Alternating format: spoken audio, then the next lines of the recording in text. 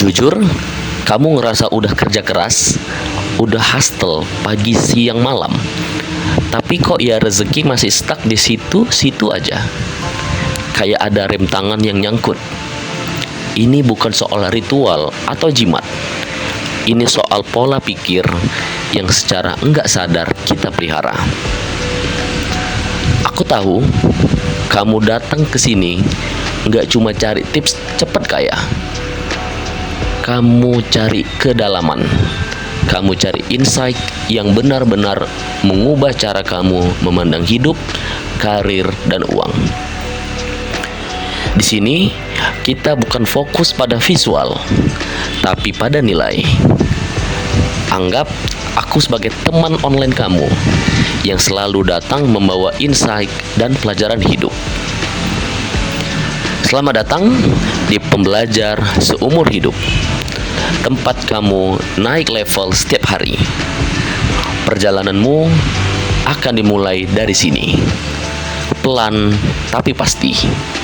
Kita tumbuh bersama, satu pelajaran, satu langkah. Karena hidup tak pernah berhenti memberikan pelajaran.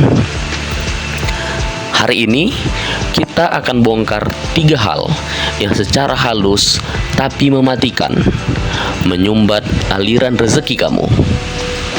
Dan spoiler, rezeki itu enggak cuman uang, tapi waktu, kesehatan, serta kesempatan. Let's go. Poin 1, mindset semua ini salah orang lain. Ini yang paling toksik, sikap korban. Stop menyalahkan keadaan. Stop menyalahkan negara. Stop menyalahkan bos. Bahkan stop menyalahkan privilege orang lain. Ketika kamu terus-terusan jadi korban, kamu otomatis menyalahkan kekuatan kamu keluar. Kamu bilang, aku gak bisa sukses karena dia, karena mereka, dan lain-lain. Anak Gen Z sering bilang, main karakter energi. Nah, kalau kamu main karakter, kamu harus bertanggung jawab penuh atas alur cerita kamu. Rezeki seret bukan karena universe gak adil, tapi mungkin karena kamu reject tanggung jawab untuk belajar dari kegagalan itu. Dengarkan baik-baik. Rezeki tidak datang pada mereka yang merasa pantas, tapi rezeki itu datang pada mereka yang terus membangun kapasitas. Keluar dari mode korban. Ambil lagi kemudi hidupmu dan akui, oke, ini salahku. Dan sekarang apa yang akan kulakukan? Itu adalah pertanyaan yang akan membuka keran rezeki kamu. Poin kedua, doyan menunda padahal itu pajak termahal dalam hidup. Kita hidup di era informasi berlimpah. Kita tahu bahwa mulai side hustle, harus investasi, harus networking, harus keluar dari comfort zone. Tapi apa yang kita lakukan? Kita tunda. Kita bilang, nanti, besok, tunggu siap, tunggu modalnya gede. Nah, menunda adalah ilusi kenyamanan. Yang kamu tunda bukan cuma pekerjaan, tapi kesempatan. Rezeki itu time sensitive. Kesempatan yang kamu abaikan hari ini, besok sudah diambil orang lain. Ini adalah kerugian opportunity. Pajak termahal dalam hidupmu yang dibayar dengan waktu. Ingat, waktu terbaik untuk memulai adalah 10 tahun yang lalu.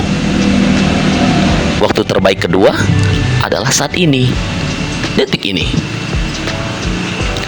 Berhenti menunggu sinyal dari langit. Sinyal itu sudah ada di tanganmu. Ambil keputusan yang enggak nyaman hari ini, supaya kamu bisa punya hidup yang nyaman di masa depan. Poin 3, lupa berhitung, lupa apresiasi hal kecil. Ini terdengar klise, tapi ini adalah hukum daya tarik rezeki yang paling fundamental. Bersyukur.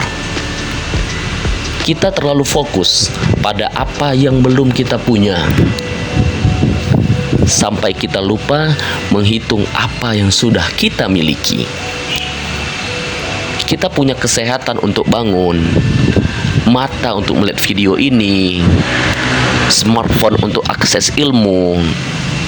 Itu semua kapital yang bernilai jutaan. Sikap nggak bersyukur membuat kita menjadi miskin energi. Energi negatif menolak rezeki dalam bentuk ide, koneksi baik, atau bahkan mood untuk bekerja. Apresiasi bukan hanya soal saying thank you. Ini soal menghargai setiap proses. Hargai satu follower baru. Hargai $10.000 jam pertama. Hargai kegagalan yang kamu menjadi pelajaran untuk dirimu. Jadikan ini mantra buat kamu. Orang kaya tidak mengejar uang. Mereka mengejar pertumbuhan. Uang hanyalah skor dari seberapa besar manfaat yang mereka berikan. Mulai hari ini, fokuslah pada memberikan manfaat, bukan hanya mencari untung.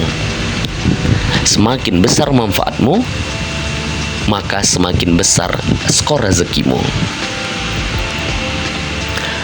3 hal itu bukan sumbatan eksternal. Itu ada di dalam diri kita. Mindset korban, penundaan keputusan, dan minimnya apresiasi. Kalau kamu mau rezeki mengalir deras, bersihkan 3 sumbatan ini. Jadilah pembelajar seumur hidup yang hari ini mengambil satu langkah berbeda. Sekarang giliran kamu. Dari 3 poin ini, mana yang paling menusuk ke dalam diri kamu? Tulis komentar di bawah. Aku janji akan baca semuanya. Dan kalau kamu rasa insight ini bernilai, share ke satu temanmu yang paling butuh dengar ini. Kita tumbuh bersama. Terus belajar, terus tumbuh. Sampai jumpa di pelajaran berikutnya.